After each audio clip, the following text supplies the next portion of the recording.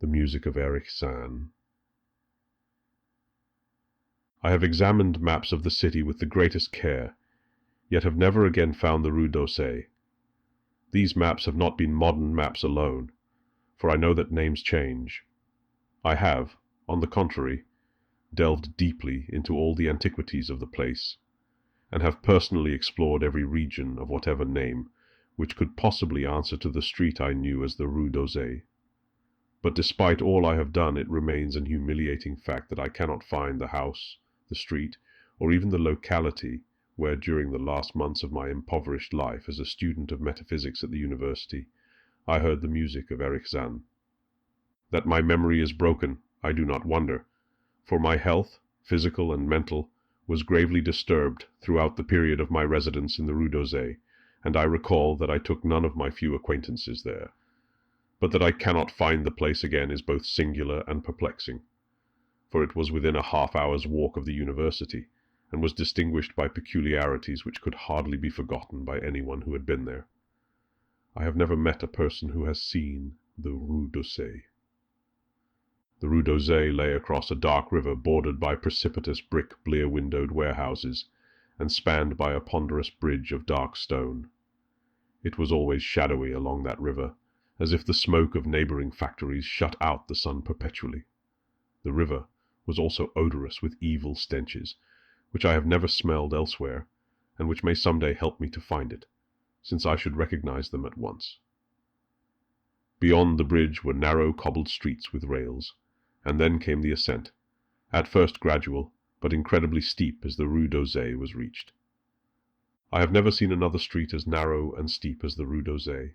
It was almost a cliff, closed to all vehicles, consisting in several places of flights of steps, and ending at the top in a lofty ivied wall.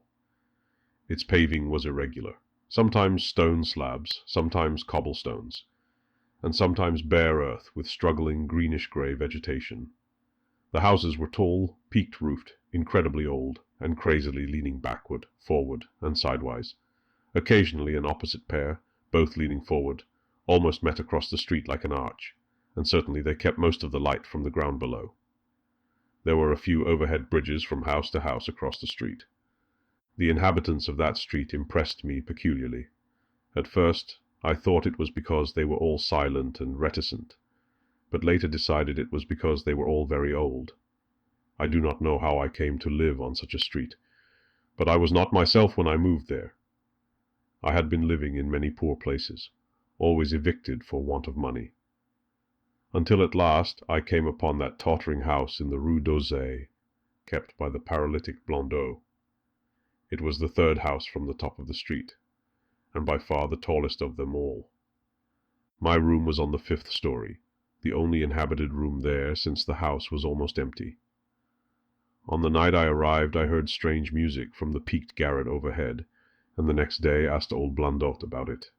He told me it was an old German viol player, a strange dumb man who signed his name as Erich Zann, and who played evenings in a cheap theatre orchestra, adding that Zann's desire to play in the night after his return from the theatre was the reason he had chosen this lofty and isolated garret room, whose single gable window was the only point on the street from which one could look over the terminating wall at the declivity and panorama beyond. Thereafter I heard Zann every night, and although he kept me awake, I was haunted by the weirdness of his music. Knowing little of the art myself, I was yet certain that none of his harmonies had any relation to music I had heard before, and concluded that he was a composer of highly original genius. The longer I listened, the more I was fascinated, until after a week I resolved to make the old man's acquaintance. One night, as he was returning from his work, I intercepted Zann in the hallway, and told him that I would like to know him, and be with him when he played. He was a small, lean, bent person, with shabby clothes, blue eyes, grotesque, satyr-like face, and nearly bald head, and at my first words seemed both angered and frightened. My obvious friendliness, however, finally melted him, and he grudgingly motioned to me to follow him up the dark, creaking and rickety attic stairs. His room, one of only two in the steeply pitched garret, was on the west side, toward the high wall that formed the upper end of the street. Its size was very great, and seemed the greater because of its extraordinary bareness and neglect. Of furniture there was only a narrow iron bedstead, a dingy washstand, a small table, a large bookcase, an iron music rack, and 3 old-fashioned chairs. Sheets of music were piled in disorder about the floor. The walls were of bare boards, and had probably never known plaster, whilst the abundance of dust and cobwebs made the place seem more deserted than inhabited. Evidently, Erich Zann's world of beauty lay in some far cosmos of the imagination. Motioning for me to sit down, the dumb man closed the door, turned the large wooden bolt, and lighted a candle to augment the one he had brought with him. He now removed his vial from its moth-eaten covering, and taking it, seated himself in the least uncomfortable of the chairs. He did not employ the music rack, but offering no choice and playing from memory, enchanted me for over an hour with strains I had never heard before, strains which must have been of his own devising. To describe their exact nature is impossible for one unversed in music. They were a kind of fugue, with recurrent passages of the most captivating quality, but to me were notable for the absence of any of the weird notes I had overheard from my room below on other occasions.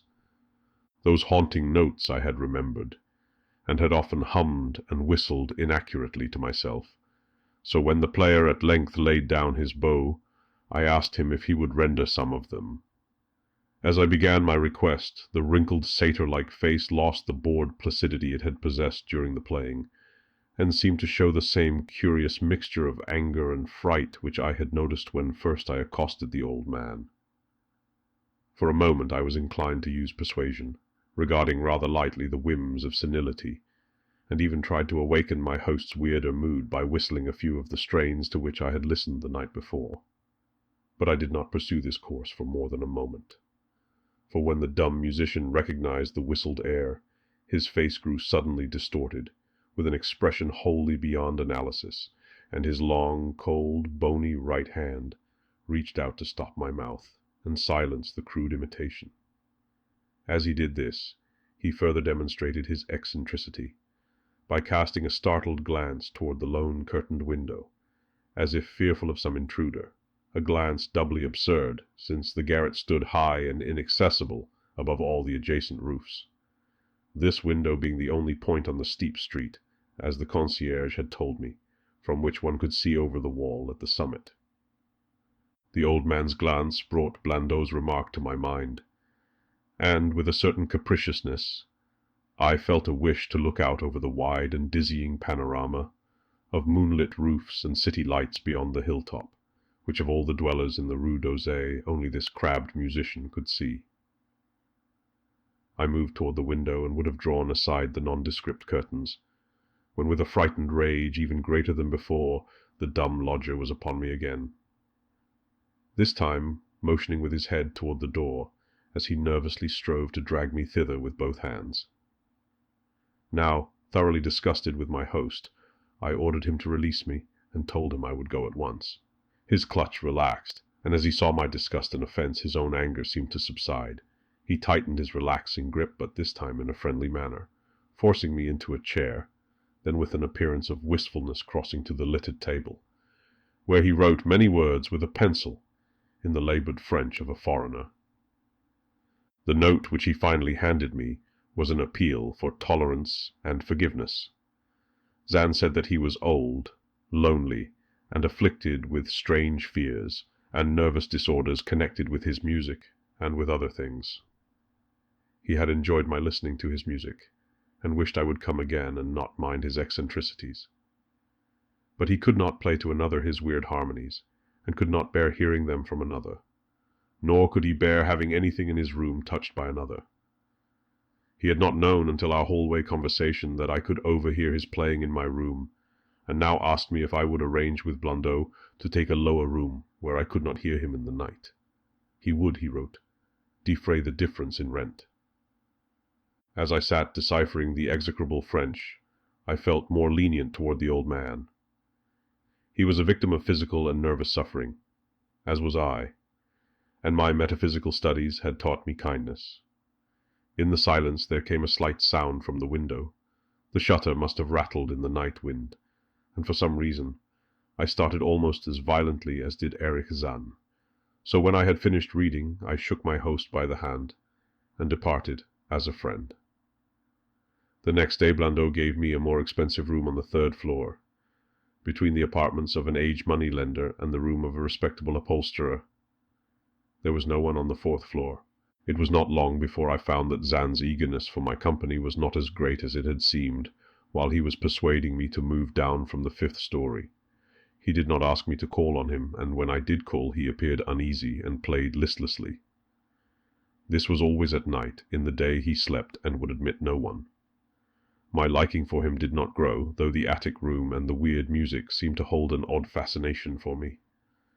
I had a curious desire to look out of that window, over the wall and down the unseen slope, at the glittering roofs and spires which must lie outspread there. Once I went up to the garret during theatre hours when Zann was away, but the door was locked. What I did succeed in doing was to overhear the nocturnal playing of the dumb old man. At first I would tiptoe up to my old 5th floor, then I grew bold enough to climb the last creaking staircase to the peaked garret.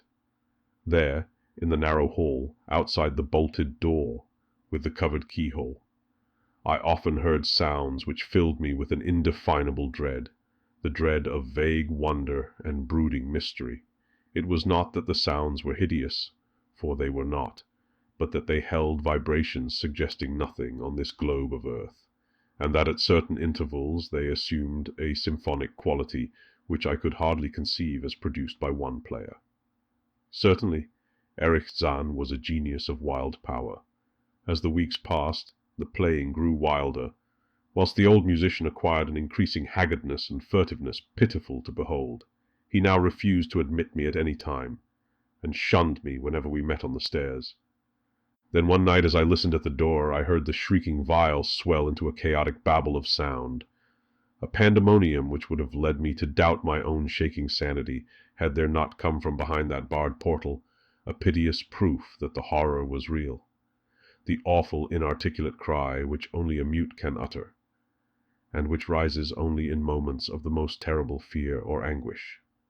I knocked repeatedly at the door, but received no response. Afterward I waited in the black hallway, shivering with cold and fear, till I heard the poor musician's feeble effort to rise from the floor by the aid of a chair.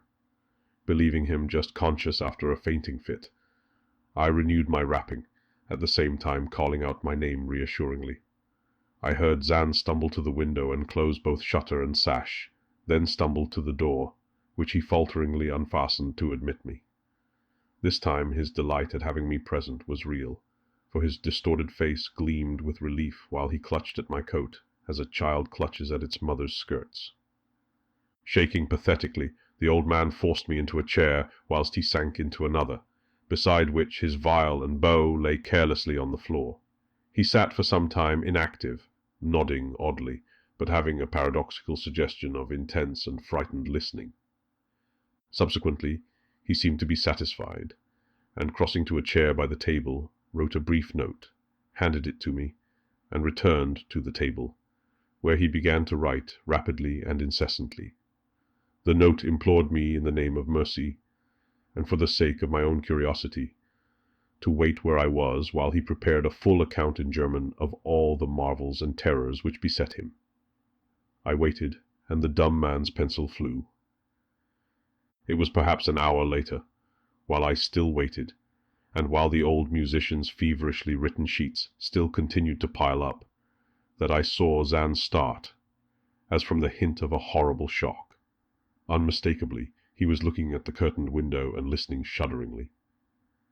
Then I half fancied I heard a sound myself, though it was not a horrible sound, but rather an exquisitely low and infinitely distant musical note, suggesting a player in one of the neighbouring houses, or in some abode beyond the lofty wall over which I had never been able to look. Upon Zann the effect was terrible, for dropping his pencil suddenly he rose, seized his viol, and commenced to rend the night with the wildest playing I had ever heard from his bow, save when listening at the barred door. It would be useless to describe the playing of Erich Zann on that dreadful night. It was more horrible than anything I had ever overheard, because I could now see the expression of his face, and could realize that this time the motive was stark fear.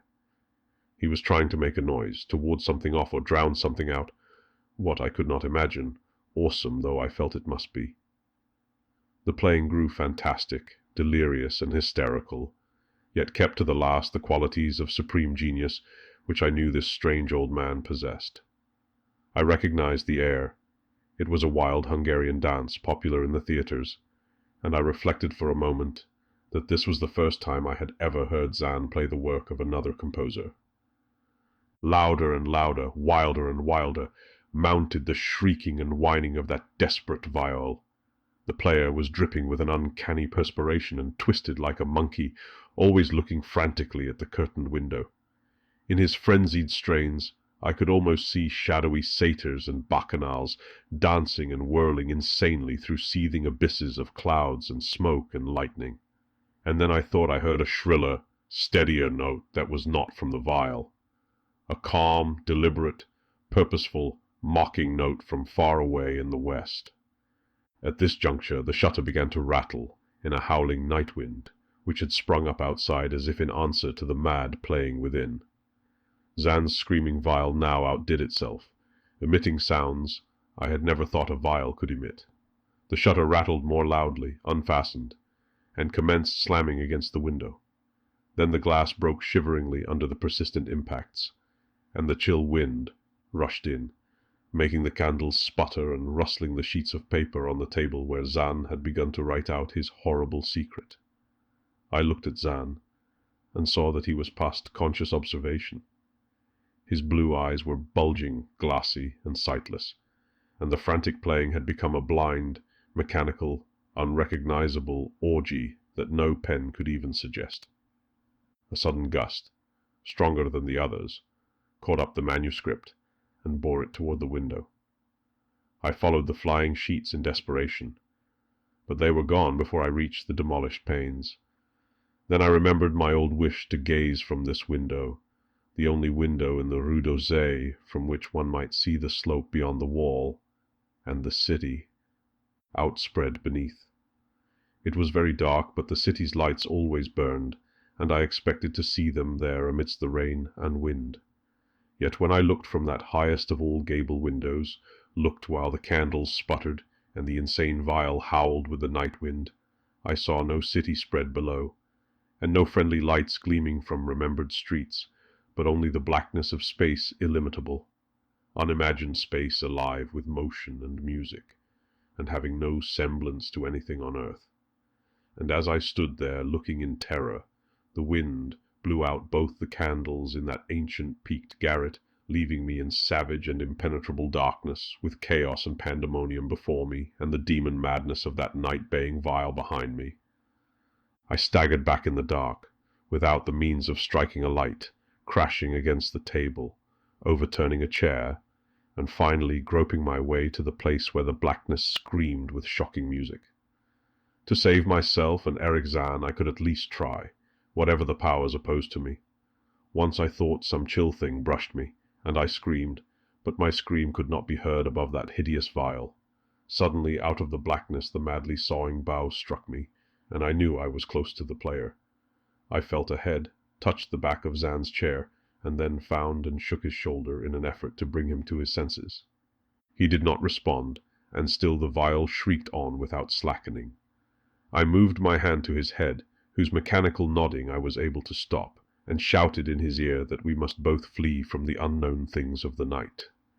But he neither answered me, nor abated the frenzy of his unutterable music, while all through the garret strange currents of wind seemed to dance in the darkness and babel.